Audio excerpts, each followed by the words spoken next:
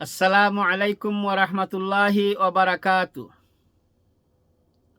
প্রকৃত জালিম কারা? প্রকৃত ফাসিক কারা?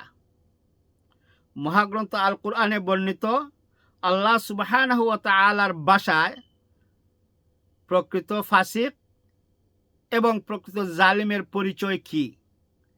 তাই আল্লাহ সুবহানাহু ওয়া তাআলা মহাগ্রন্থ আল কুরআনে সূরা আল মায়েদার ৪৪ নম্বর আয়াতের মধ্যে ঘোষণা করেন, ওয়ামান লাম ইয়াহকুম বিমা আনজালাল্লাহু ফাউলাইকা হুমুল কাফিরুন। যারা আল্লাহর বিধান অনুযায়ী বিচার ফয়সালা করে না, ওরা হচ্ছে কাফির। সূরা মায়েদার ৪৫ নম্বর আয়াতের মধ্যে আল্লাহ সুবহানাহু ওয়া তাআলা ঘোষণা করেন, ওয়ামান লাম ইয়াহকুম বিমা আনজালাল্লাহু ফাউলাইকা হুমুজ জালিমুন। যারা আল্লাহ সুবহানাহু ওয়া তাআলার বিধান অনুসারে বিচার ফয়সালা করে না, ওরা হচ্ছে জালিম। সূরা আল মায়েদার ৪৭ নম্বর আয়াতের মধ্যে আল্লাহ সুবহানাহু ওয়া তাআলা ঘোষণা করেন, ওয়ামান লাম ইয়াহকুম বিমা আনজালাল্লাহু ফাউলাইকা হুমুল ফাসিকুন। যারা আল্লাহ সুবহানাহু ওয়া তাআলার বিধান অনুসারে বিচার ফয়সালা করে না, ওরা হচ্ছে ফাসিক। তাহলে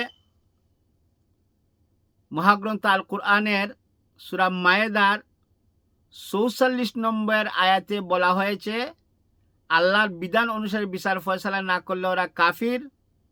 ৪৫ নম্বর আয়াতে বলা হয়েছে ওরা হচ্ছে জালিম। ৪৭ নম্বর আয়াতের মধ্যে বলা হয়েছে ওরা হচ্ছে ফাসিক। আর তাফসিরে তাবারির মধ্যে উল্লেখ করা হয়েছে, এই তিনটি আয়াতের তাফসির করতে গিয়ে আব্দুল্লাহ ইবনে আব্বাস রাদিয়াল্লাহু তাআলা আনহু বর্ণনা করেন যে আল্লাহ তাআলার বিধান অনুসারে বিচার ফয়সালা করতে হবে, যারা অস্বীকার করবে ওরা হচ্ছে কাফির। আল্লাহ তাআলার বিধান অনুসারে বিচার ফয়সালা করতে হবে, করা উচিত। যদি কেউ বা কোনো বিচারক অস্বীকার করে, সে হবে কাফির। ওয়ামান লাম ইয়াহকুম বিমা আনজালাল্লাহু ফাউলাইকা হুমুল কাফিরুন।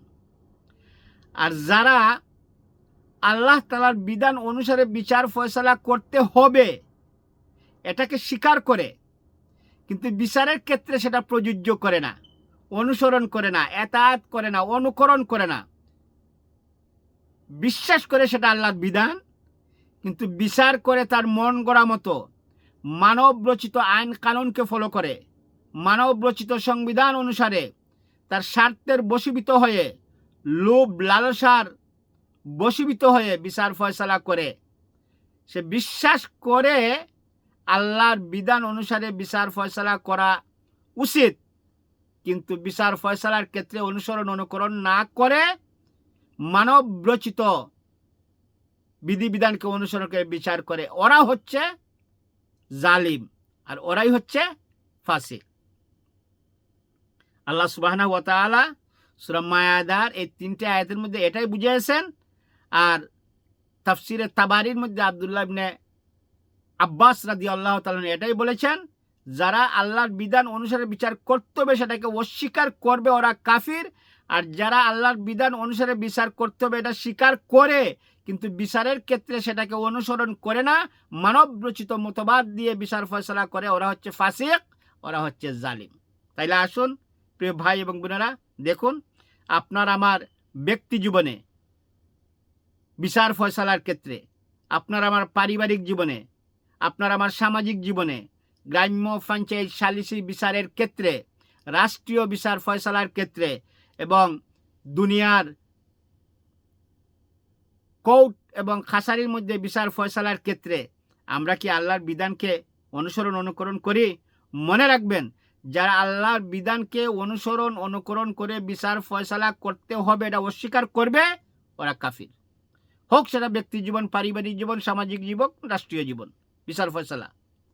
আর যারা এটা স্বীকার করবে আল্লাহর বিধান অনুসারে বিচার ফয়সালা করতে হবে, কিন্তু বিচারের ক্ষেত্রে সে তার মতবাদ তার অপিনিয়ন, তার ইচ্ছা অনুযায়ী মানব রচিত বিধিবিধান নিয়ে বিচার ফয়সালা করবে, সে হয় জালিম হবে না হয় ফাসিক হবে।